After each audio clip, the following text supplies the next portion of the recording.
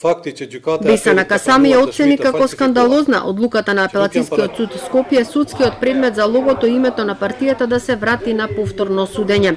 Ако се случи преседан, судот да избрише партиски претседател затоа што неовластени лица поднале такво барање, тогаш ќе бидеме сведоци дека судот се контролира од власта, рече Абдуш Демири. Најави судски поставки против оние кои биле подпишани во името на Беса и го фалсификувале партискиот печат. Фактот дека апелациониот суд примил фалсификувани докази кои не се представени во прва степена постапка и ги примил документите со печат кои движењето Беса го има прогласено за неважечки, докажува дека овој процес сега се трансформира во чисто политички процес.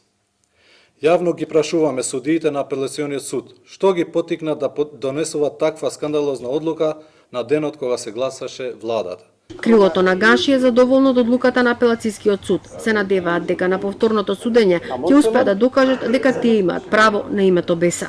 Предметот се враќа на повторно разгледување со десетици забелешки и препораки дека се направени огромни број на пропусти кои биле најважните пропусти и најважните елементи за доделување на одлука.